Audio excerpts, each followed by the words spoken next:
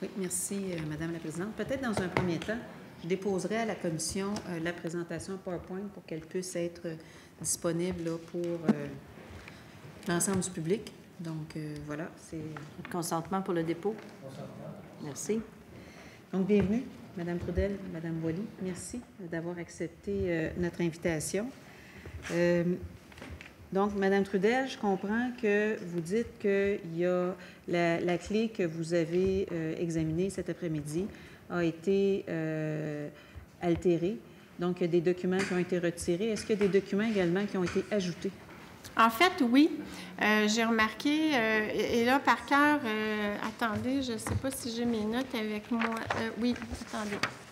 Alors, j'ai remarqué qu'il y avait un répertoire qui s'appelait SAAQ, et dans ce répertoire-là, il y a 15 documents qui ont été ajoutés en date du 3 mai 2016. Et dans le répertoire avenant, il y a 7 documents qui ont été ajoutés à la même date. Ces documents-là, j'ai tenté de les ouvrir. Plusieurs, je n'ai pas été en mesure de les ouvrir, mais ceux que j'ai été en mesure d'ouvrir, ça me semblait des codes informatiques. Vraiment, j'ai aucune idée de ce que c'est. Ça prendrait un informaticien pour me dire ce que c'est, mais c'est rien de significatif, là. C'est pas... en fait, pas rien de significatif pour moi. C'est pas des documents que j'ai déjà vu. Ça me semble que des codes informatiques. Est-ce que ça vous donne l'impression que le MTQ s'est retrouvé à manipuler la clé USB qui a été donnée à l'UPAC? Oui. Est-ce que vous avez une idée de l'objectif de cette manipulation-là? Bien, je peux vous parler des courriels qui ne sont plus sur la clé. Tout au long de mon mandat, en fait, sans rentrer dans les détails, mais dans Outlook, j'avais des dossiers d'ouvert pour chacun des dossiers d'intérêt sur lesquels je travaillais. Et régulièrement, je demandais, bien pas régulièrement, mais tout le temps, je demandais des documents par courriel pour garder des traces. Et donc, je gardais les traces de mes demandes, mais je gardais les traces des réponses, je gardais les traces des documents qu'on m'envoyait. Souvent, les documents étaient incomplets. Donc, je classais tout ça. Pendant 18 mois, j'ai tout conservé, mes courriels qui correspondaient aux dossiers sur lesquels je travaillais. Et ce n'est plus là. Donc, bien, tout était là. Selon mon point de vue, toutes les preuves à l'effet qu'il y avait de l'obstruction au ministère en ce qui avait trait à mon travail étaient dans ces courriels-là. Et donc, c'était une autre de mes questions, parce que ce qu'on a vu dans les lettres que vous avez fait parvenir, c'est que vous avez vécu beaucoup d'obstructions de la part du MTQ dans l'ensemble de vos travaux. Comment qualifieriez-vous la collaboration de Mme Savoie, qui était la sous-ministre en titre? Bien, en fait, il faut comprendre que Mme Savoie, je ne lui ai jamais parlé. Je n'avais pas affaire à elle. Le système qui a été implanté, c'est que je ne pouvais pas m'adresser aux employés directement. Donc, je devais passer, on avait identifié ce que je pourrais nommer un agent de liaison. Donc, je devais passer par cette personne-là qui travaillait au bureau de la sous-ministre pour lui poser mes questions. Et cette personne-là redirigeait mes questions au département qu'elle a choisi. Et là, je devais attendre que cette personne-là me revienne avec les réponses qu'elle avait eues. Donc, je n'ai pas d'opinion sur la position de Mme Savoie. Je n'avais pas affaire à elle. Est-ce que vous pouvez nous identifier votre agent de liaison? Nadia Fournier. Donc, l'obstruction que vous avez vécue provenait plus du refus de transmission de documents? Oui. Mais je veux m'assurer que ce soit clair, ce n'était pas Mme Fournier. Non. Mme Fournier s'adressait à tous les départements, puis elle attendait que les gens lui répondent mais sachant que ça venait de moi, elle travaillait presque à temps plein sur mes demandes, donc elle attendait les réponses pour me les redonner. Donc, l'obstruction, c'était surtout d'ignorer mes demandes, d'ignorer mes courriels. Ça pouvait prendre pas des jours, là, des mois avant qu'on me donne une réponse. Ou quand on me soumettait des documents, c'était des documents incomplets ou qui ne répondaient pas nécessairement. Il fallait vraiment que je pose la bonne question pour qu'on me donne ce que je voulais. Si je n'avais pas posé la bonne question, j'avais rien de pertinent. Donc, est-ce qu'à ce moment-là, on peut affirmer que la gestion du MTQ n'a pas donné d'indication au personnel de collaborer à vos travaux? Je vous dirais le contraire. En fait, je vous dirais que selon les informations que j'ai eues de collaborateurs, la directive était dans le sens contraire. Personne ne parle à Annie, personne ne lui donne rien. Tout passe par l'agent de liaison. Et là, je ne suis pas factuelle, je n'ai rien vu d'écrit, mais je suis sous l'impression que l'agent de liaison devait faire approuver les choses avant de me les faire suivre. Faire approuver par qui? Bien, là, je ne suis pas certaine. Non. Okay. Et j'aimerais savoir sur, parce que c'est un dossier que vous avez, ou qui a été mentionné et dont on n'a pas reparlé, mais moi qui m'inquiète beaucoup, la question des 4 bases de données. Est-ce que vous avez eu connaissance de ces 4 bases de données-là? Qu'est-ce que vous avez eu comme information? Parce que là, on parle du suivi du coût des projets, des dépassements de coûts, des extras, et ensuite de l'information qui est fournie aux parlementaires pour avoir une reddition de compte sur les travaux du MTQ.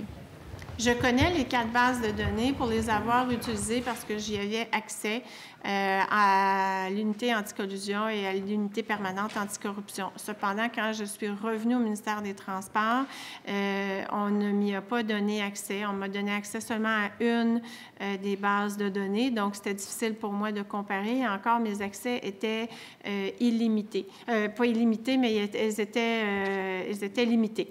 Donc, j'ai entendu à l'interne, en effet, qu'il y avait des irrégularités entre les bases de données, mais du même coup, j'ai su, en prenant connaissance de certains documents qui avaient été soumis au comité d'audit externe, j'ai pris connaissance qu'il y avait eu une vérification qui avait été faite par le contrôleur des finances. Puis selon le libellé du mandat du contrôleur des finances, j'avais présumé que ça touchait peut-être cette situation-là. De mémoire, là, le mandat visait à assurer l'intégrité des données financières dans les bases de données. Donc, je me suis empressée de demander ce rapport-là. L'audit, la vérification du contrôleur des finances avait été entamée en décembre 2013. Donc, dès que ça a été apporté à mon attention, j'ai fait la demande pour ce rapport-là.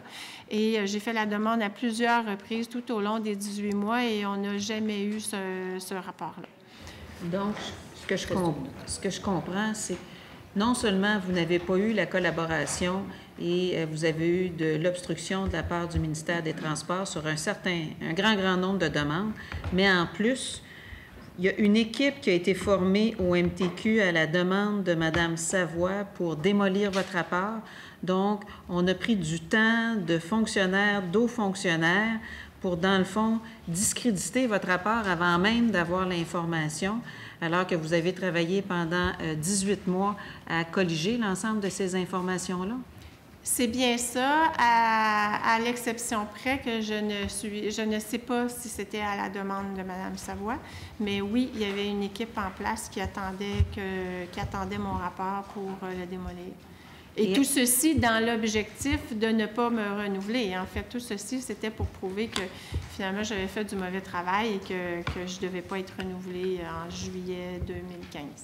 Et à qui devait être faite cette présentation-là? Ça n'avait pas été entendu. C'est sûr que je l'aurais remis, à Mme Savoie, là. OK. Donc, c'est une présentation qui était prévue pour... Un rapport, en fait. Le rapport, mais avec présentation qui était Bien, en fait, la présentation n'était pas prête. Mais il faut dire que ni un ni l'autre était prévu. Il n'y a personne qui m'a rien demandé. Moi, j'ai fait un rapport. J'allais le déposer. J'allais le soumettre à Mme Savoie, mais ça s'est su que je faisais un rapport. Donc, quand j'ai su ce qui m'attendait, bien, c'est là que j'ai décidé de prendre le rapport et d'en faire une version plus sommaire, finalement, sans rentrer dans les détails, que j'ai finalement présenté à Mme Savoie. Merci. Je vais passer la parole à Mme la députée de Vachon. Merci, Mme la Présidente. En fait, Mme Boily,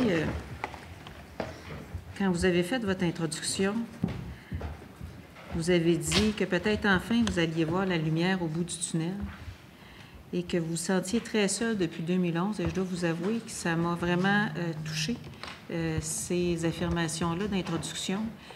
Et là, je relis ça à certaines déclarations que vous venez de faire. On m'a fait comprendre qu'il ne fallait pas que je demande trop d'enquêtes. Est-ce que je peux vous demander qui vous a fait comprendre qu'il ne fallait pas que vous demandiez trop d'enquêtes? Madame Nathalie Noël. Qui se retrouve à être? Qui, à l'époque, était, je pense qu'elle était la directrice des enquêtes par intérim à l'époque, mais je ne me souviens pas, ça fait un certain nombre d'années. Je vous dirais que c'est peut-être, je ne voudrais pas donner de date, peut-être en 2012, je ne me souviens pas exactement. Parce que j'insistais beaucoup, parce qu'il y avait un dossier en particulier pour lequel mon vérificateur en direction territoriale insistait énormément pour dire qu'il y avait un dossier problématique. Ça m'avait pris du temps moi-même à être convaincue. Et une fois que j'ai été convaincue, bien, j'ai essayé d'obtenir une enquête sur ce dossier contractuel-là. Et voilà. Dans le rapport qu'on a reçu sur audit des professionnels en conformité des processus, là, les vérificateurs en territoire, il était question d'intimidation. Est-ce que vous avez vu de l'intimidation et avez-vous vous-même été l'objet d'intimidation? C'est un sujet qui est assez sensible à traiter. Si on parle des professionnels en conformité de processus, mes vérificateurs, au cours de leurs travaux, m'ont rapporté des faits qui étaient quand même troublants. Et ces faits-là, je les avais rapportés dès décembre 2014, devant plusieurs témoins, à M. Richard Dionne, qui était le directeur général adjoint à la Direction générale des territoires. Par la suite, j'ai moi-même pris le téléphone, puis j'ai appelé dans au moins une direction territoriale où j'avais un ancien vérificateur qui était là. Et ce qu'il m'avait dit, si vous permettez, je vais rapporter ces mots, parce que ce téléphone-là, je l'ai fait aussi devant témoin. Alors, c'était le 25 mai 2015. Et il m'avait dit...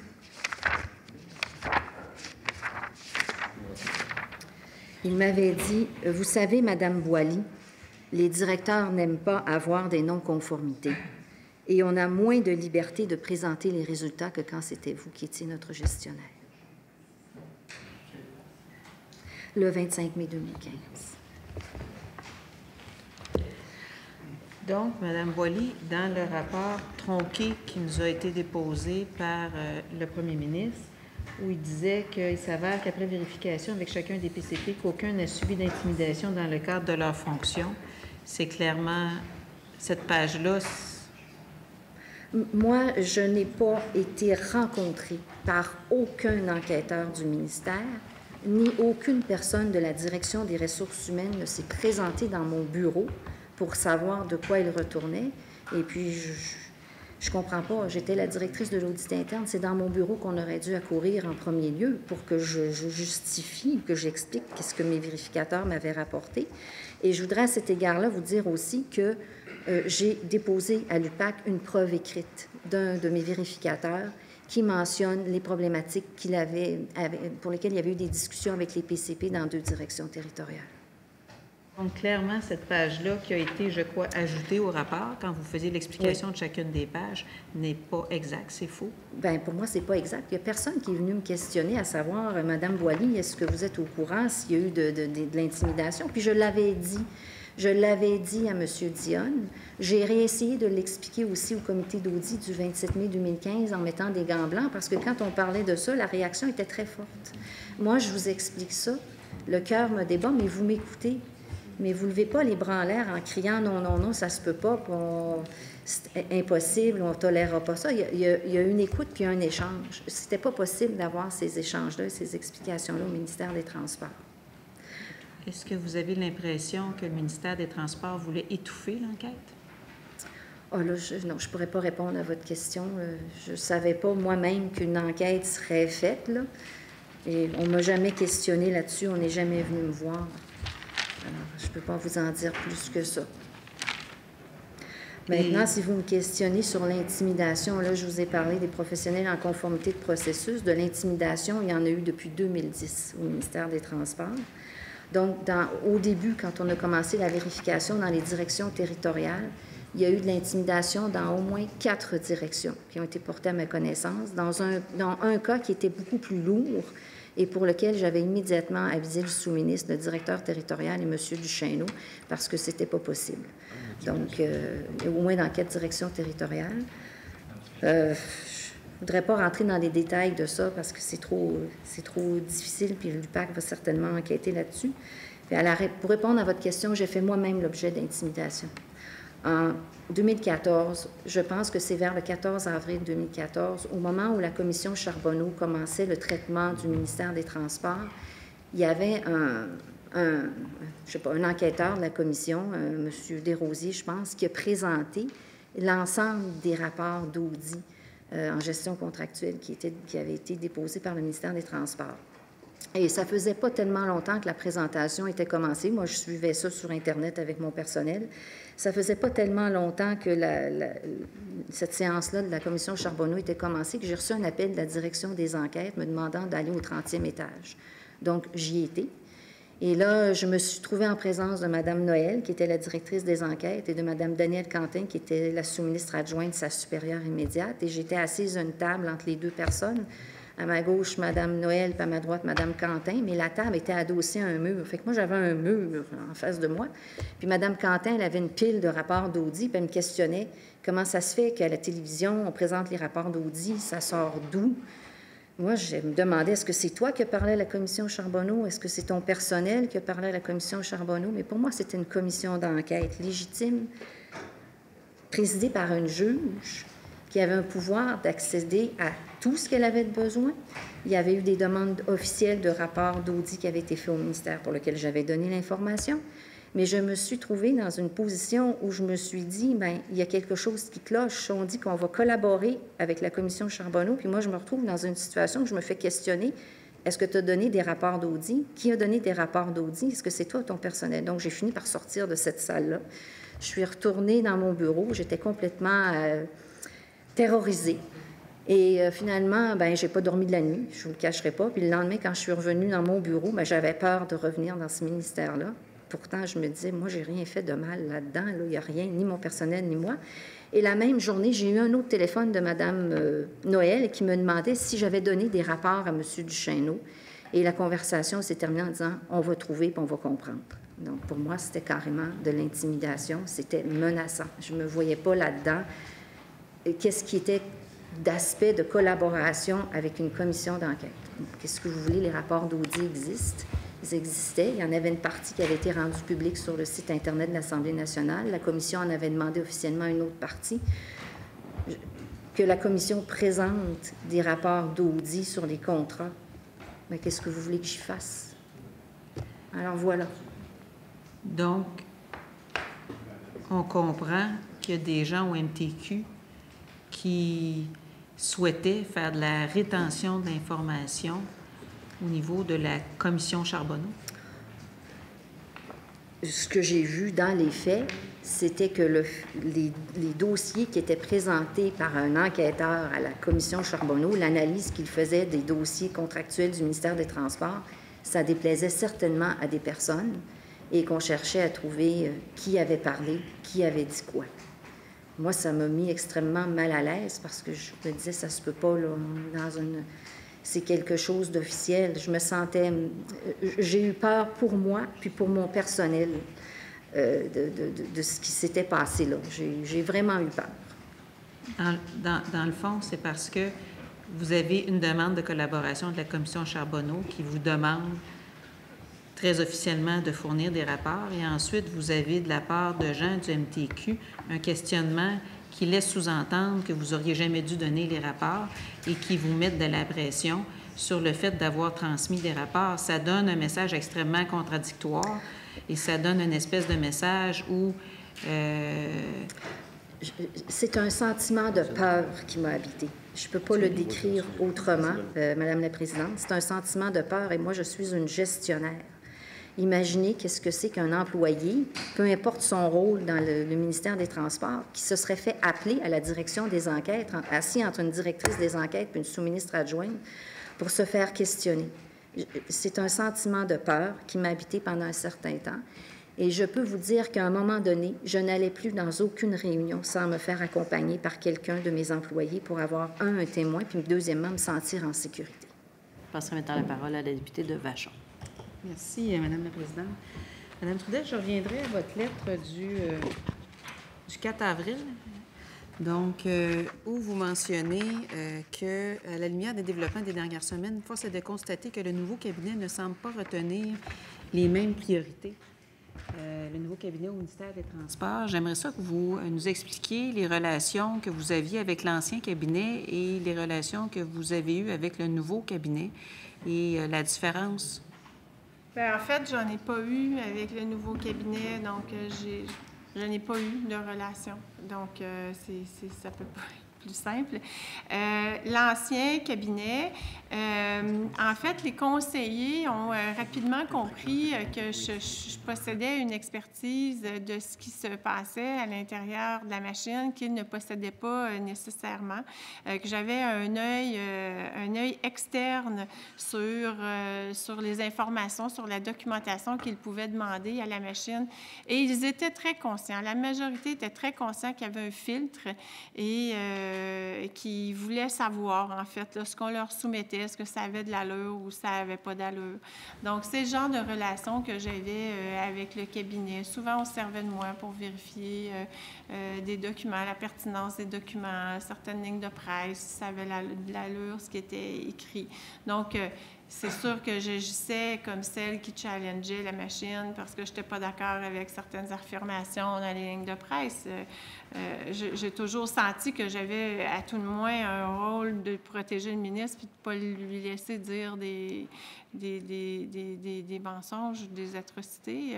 Donc voilà. Donc, c'est un peu pour ce qui est d'eux, mais ça, c'était une petite partie de mon travail, dans le fait de mon quotidien, et un petit pourcentage, parce que j'étais très autonome et je travaillais sur mes recherches, sur mes analyses, sur la rédaction de mes analyses, finalement. Madame la Présidente, peut-être juste vous informer qu'on a encore beaucoup de questions, donc on informe là, la commission qu'on va demander tantôt en séance de travail de pouvoir poursuivre le questionnement. J'aimerais savoir combien de fois vous avez rencontré M. Poitier et combien de fois vous avez rencontré M. Daou? M. Daou, je ne l'ai jamais rencontré. M. Poitier...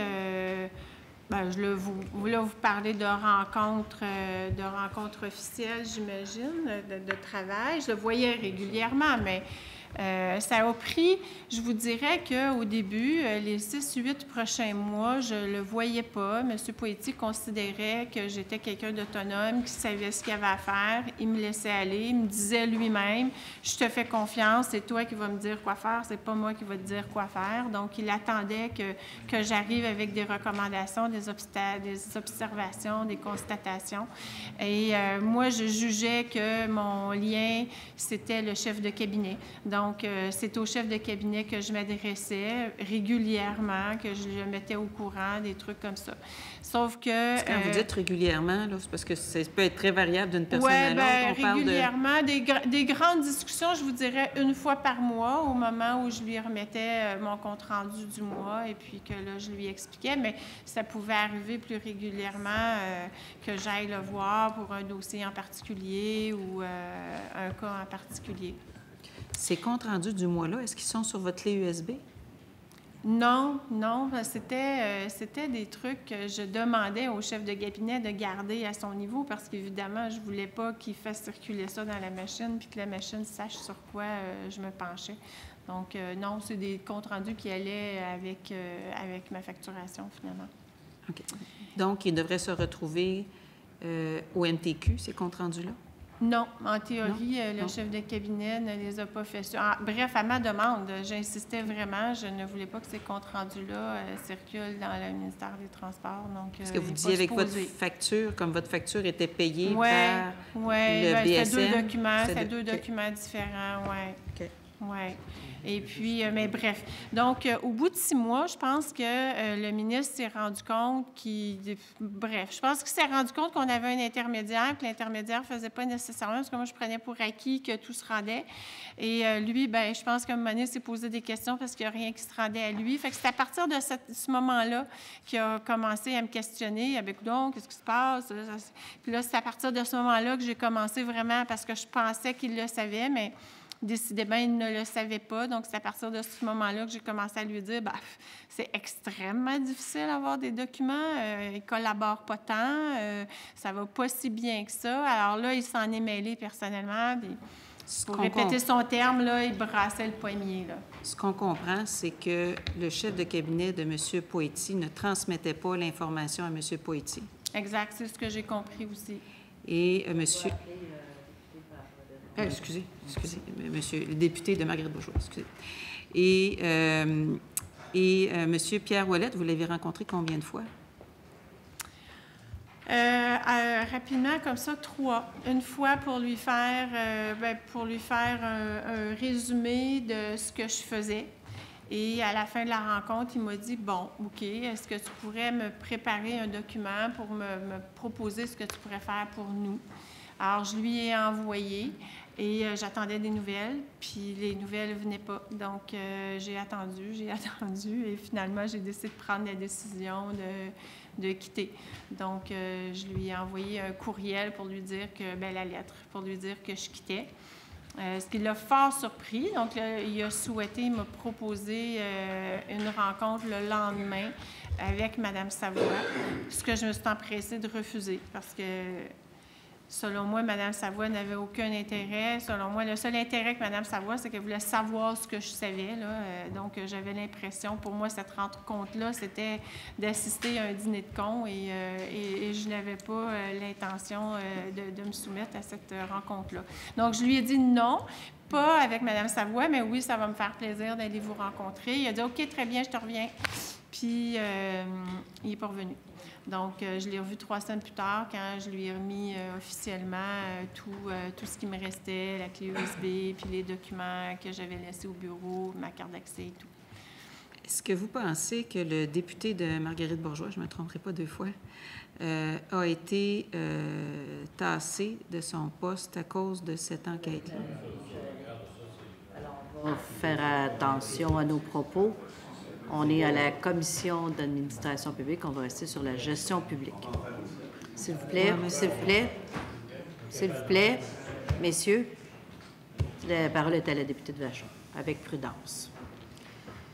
Est-ce que, comment qualifieriez-vous la volonté du nouveau cabinet quant à l'intérêt relié à vos travaux? Si je me fie sur les faits, puis leur volonté de vouloir s'informer de ce que je faisais, puis de vouloir prendre action, je suis portée à dire qu'ils avaient très peu d'intérêt à mes travaux. Peut-être pour Mme Boily, vous dites que depuis 2011, vous vous sentez bien seule. À plusieurs reprises, vous avez remis des documents à Mme Savoie qui n'a pas fait le suivi. Vous avez eu certaines indications de ne pas pousser plus loin. Et vous avez parlé qu'il y a, dans le fond, une minorité de... Je pense que c'est Mme Trudel qui disait qu'il y a une minorité de personnes qui ont du pouvoir, qui ont un impact. Et je validais un peu les dates, et je ne sais pas si c'est juste pure coïncidence, mais que les difficultés ont commencé en 2011. Est-ce que les difficultés ont commencé avec le changement de sous-ministre? Fort probablement. Et est-ce que c'est sous Mme Savoie qu'il y a eu la décision de mettre les vérificateurs sous les directeurs régionaux, donc sous les personnes qui doivent être vérifiées? Absolument.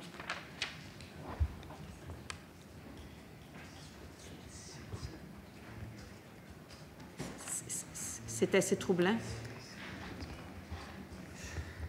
Je pourrais simplement émettre des hypothèses, mais je ne voudrais pas aller jusqu'à ce point. Je dirais qu'en décembre 2011, il y avait une réunion, justement, où j'avais participé, où on devait produire une étude pour transformer les auditeurs internes en professionnels en conformité de processus. Dans un sens, ça faisait du sens, parce qu'un vérificateur qui est au milieu d'une chaîne de production, il joue plus le rôle d'un contrôleur interne qu'un rôle de vérificateur qui est à la fin d'une chaîne de production.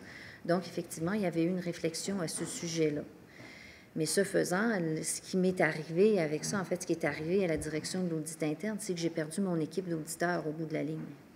Donc, moi, je me suis retrouvée au pied de la montagne. Il a fallu que je recrute encore toute une équipe d'auditeurs et que je les reforme pour faire de l'après-octroi.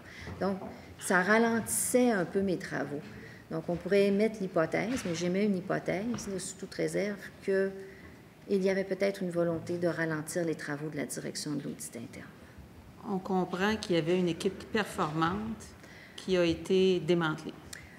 On comprend qu'il y avait une équipe performante qui s'était formée durant l'hiver 2010 et que durant 3 ans, ces personnes-là avaient suivi énormément de formations sur plusieurs systèmes informatiques du ministère, donc des cours particuliers. Je leur avais même fait donner une formation complète en jury comptabilité, une formation de 35 heures de niveau universitaire, parce qu'on s'approchait du moment où je voulais vérifier après octroi, donc après la signature des contrats. Et je pensais que ça pouvait être intéressant de connaître, en fait, d'avoir comme vérificateurs, même ceux qui étaient des comptables, qu'ils aient des connaissances plus poussées en matière de jury comptabilité, justement pour détecter des cas de fraude. Alors ça a tombé à l'eau parce qu'en 2013, la majorité de mon équipe d'audit interne a migré vers des postes de professionnels en conformité de processus et il a fallu que je réembauche des personnes. Donc, 30 secondes. Ce que j'entends, c'est que vous aviez une équipe qui est en train de se préparer pour aller valider des cas de fraude et qui avait été chercher la formation nécessaire pour aller valider des cas de fraude et que cette équipe-là a été finalement disséminée, démantelée, divisée, donc isolée dans chacune des directions territoriales. Ils étaient déjà les auditeurs internes dans chacune des directions territoriales. Je les avais préparés à vérifier des contrats après octroi. Notamment, je voulais m'assurer qu'ils étaient bien outillés pour être capables de détecter des cas de fraude, même si dans mon équipe, j'avais déjà des comptables agréés ou des CGA, donc des comptables aguerris. Parmi mes auditeurs internes, il y en a qui venaient du ministère du Revenu, qui avaient travaillé au bureau de lutte à l'évasion fiscale, donc c'était des gens qui étaient quand même compétents, et je voulais leur faire donner des formations supplémentaires pour qu'ils soient très solides. Ce faisant, en devenant des professionnels en conformité de processus, ils sont restés dans les directions territoriales où ils se trouvaient déjà, mais ils ne relevaient plus de moi, mais d'un directeur territorial, et ils ne faisaient plus d'après-octroi, mais ils continuaient à faire ce qu'ils avaient fait depuis 2010, c'est-à-dire de l'avant-octroi. Et moi, à ce moment-là, il a fallu que je recrute de nouveaux vérificateurs, que je les reforme. Donc, je pourrais dire que de juin 2013 à décembre 2013, c'était pas très performant. Alors, Mme Boily, le temps est terminé.